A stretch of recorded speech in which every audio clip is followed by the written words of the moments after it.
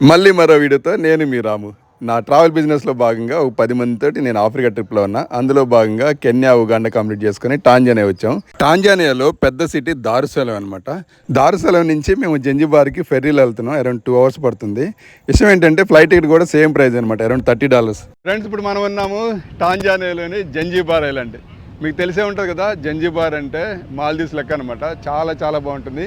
ఇది international destination. So చాలామంది couples అయితే మీ బీచ్లు అంటే ఇష్టపడేవాళ్ళు మాల్దీవ్స్ తర్వాత ఎక్కువగా వెళ్ళడానికి ఇష్టపడేది ఇదే అనమాట, జంజిబార్ ఐలాండ్. సో ఈరోజు మనం ఎక్స్ప్లోరింగ్ అయితే స్టార్ట్ చేసాము.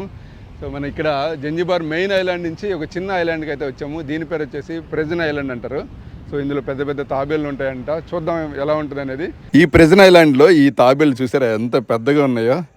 మీకు తెలుసు కదా, తాబేళ్ళు 300 సంవత్సరాలు బతుకుతాయని.